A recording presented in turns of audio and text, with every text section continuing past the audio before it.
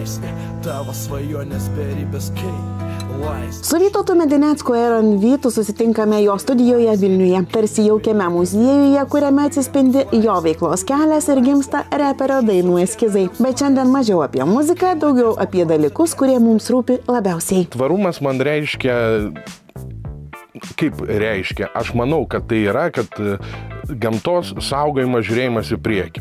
Kas man iš tikrųjų nėra svetima, dabartinių momentų pasidarė, ne per seniausiai, kada aš pamačiau, kiek mes šiukšlių, kada atsirado vaikas šeimoje, kiek mes šiukšlių visokios, nes nuperki žaislą, nuperki tą, ir tu neši šiukšlės. Ir vėliau galvoju, o kam tiek reikia tų dalykų? Ir aš taip pradėjau įsivaizduoti, kiek mes sueikvojam plasmasį žaislams. Žaislų įpakavimui ir ar to reikia. Vytas su savo žmona Eugenija augina 6 metų dukrytę Gabrielę. Tėveliai auginantis vaikus žino, kad kartais tiesiog neįmanoma vaikams atsakyti, ko pasekmė dar vienas žaislas prekių krepšelyje. Kaip Vytas sprendžia šias situacijas? Čia yra pats sudėtingiausias dalykas, bet stengiamės tuos jau žaislus ne tiesiog išmetinėto kažkam tai atiduoti. Tai tas, kas arba negali pirkti, arba kam jam pirkti dar kartą.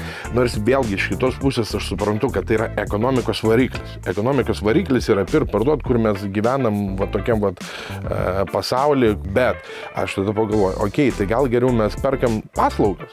Perkam kažkokius tai dalykus, kuriuos galima perdirbti ir taip toliau.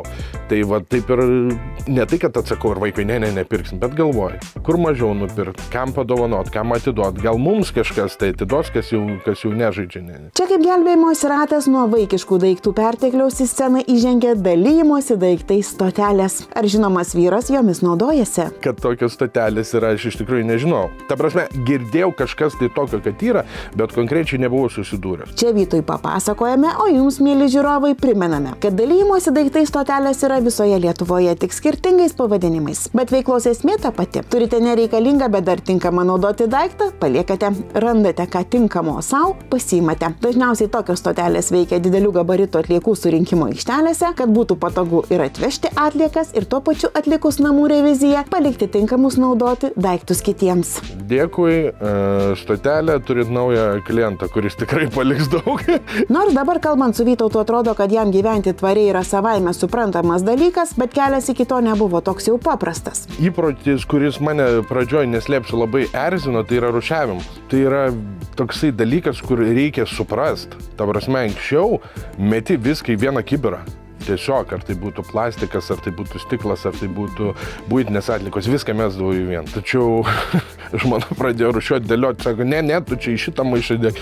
Ir aš pradžioj priešinausi. Aš galiu atvirai pasakyti, aš buvau tikrai tas nerūšiuotojas, kuris, tai ką tą butelį, tai kištų į paprastą šitą šiukšlių dėžę ir viskas nesuktų galvos.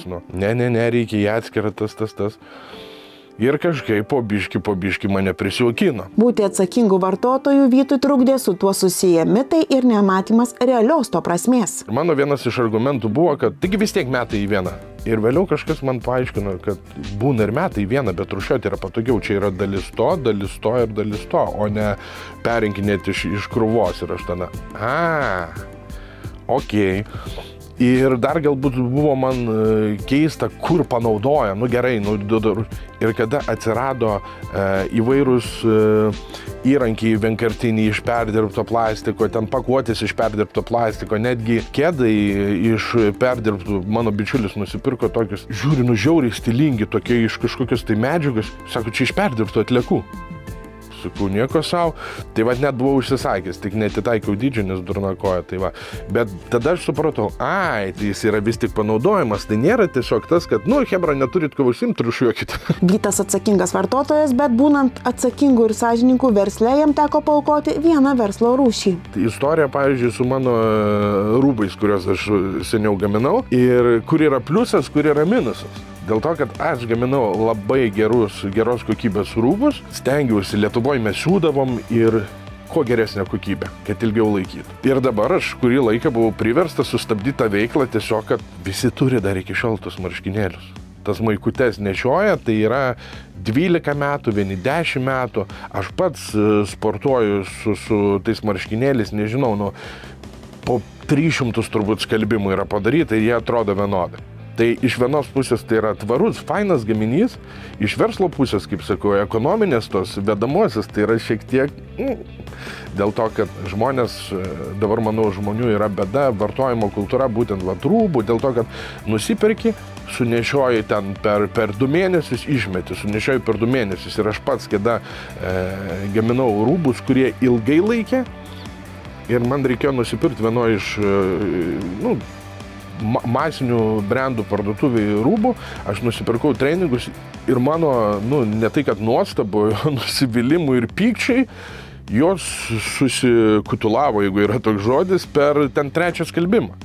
Ir aš tada pagalvojau, okei, tai galbūt verčiau yra sumokėti šiek tiek daugiau ir turėti kelnes ar tą treningą ar marškinėlius, kuriuos tu nešiosi keletą metų, negu tu perkeliosi kas mėnesį po tas kelnes. Ir taip, pirmas užsėdimas gražiai atrodo, ten 4., 5. tu atrodai kaip Šiukšlyno žmonės personažas. Beje, apie serialą Šiukšlyno žmonės, kuriame žinomas vyras vaidina. Kaip jis pateko į žinomų aktorių vaidinančių seriale būrį. Važiavo režisierius, žiūrė, Šiukšlyne guliu. Sako, šitas Šiukšlyno žmogus, gal norėsit pavaidinti? Iš tikrųjų, ne, kadangi aš gan dažnai filmuojuosi įvairiuose TV projektuose ir reikėjo tokio tipažo, mano ir pakvietė, tai čia nebuvo net tokio kaip castingo, kad aš ten dalyvaučiau kaip castingė, matyti jie pagal moodboardą reikėjo kažkokio tai aktorius, ir tokių kaip aš, nėra labai daug Lietuvoje ir žiūri, šitas kačiokas, jis šneka kačiokas, jis tekstą atsimena šitas kačiokas, geras, tai aš jį tada pakviesiu.